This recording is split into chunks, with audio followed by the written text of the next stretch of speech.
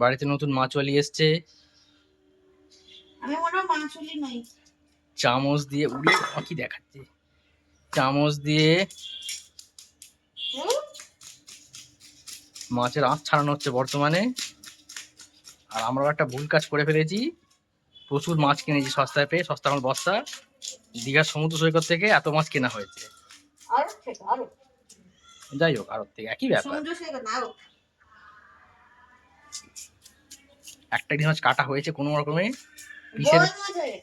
পিসের মামাসি হয়ে গেছে, মাথা ছেদরে গেছে।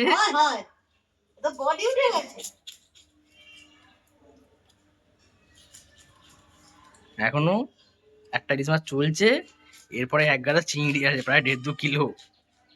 কি করে কি করবো কিছু জানি না। আবার চিংড়ি মাছ এই যখন মাছটা কাটবো তখন একটু ভিডিও করে দিই, দেখাবো। আমিও পারি, সবাই বলেছিল আমি নাকি বিয়ে করে কিছু করতে পারি না।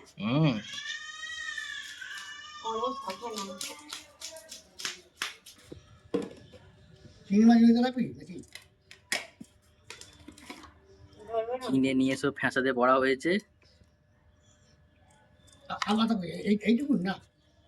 কাঁচিটা দেবে উপকার হয়েছে।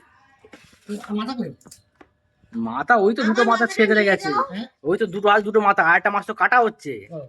দুটো মাথা ওই যে মাথা ছেদরে গেছে। সাবধানে আঙুলটা কেটে বেরিয়ে যায়।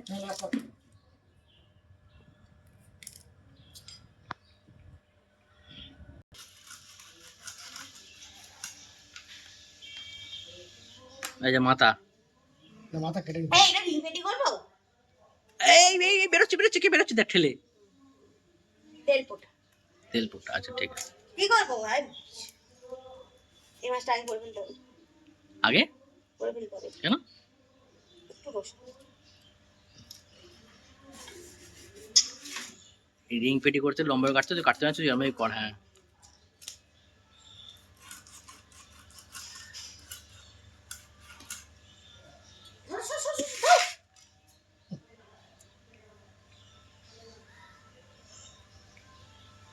না, রসা নয়। এটা হয়েছে কি বরফে ছিল, জলে ডুবেছে, গেছিল বলে অবস্থাটা হয়েছে। প্রায় 4-5 ঘন্টা বরফে। আমি করবো না। কাট কাট কাট কাট, বড় কাট, অসুবিধা নেই। বেঁকে গেছে। এটা ফেলে দিই। ফেলে না, এগুলো ফেলে না, এগুলো ফেলে না, ফেলে না। আমি যদি দিই কালোটা পিত্তি। ফেলে দে, ফেলে দে। পিত্তি তো আর পিত্তির মুখে থাকে, মাথা ঘাড়ে গায়ে থাকে। এইটা এইখানে পিত্তি আছে, এই দেখি। হ্যাঁ হ্যাঁ হ্যাঁ, এই যে পিত্তি, এইটা পিত্তি। বাদ দে। হ্যাঁ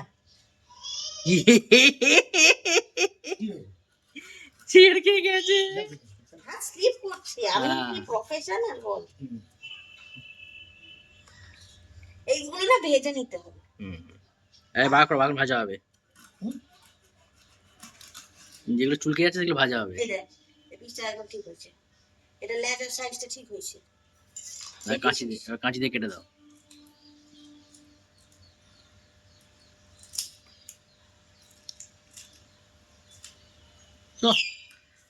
আজকে তোর 1,07,000 কেউ আটকাতে পারবে না রে।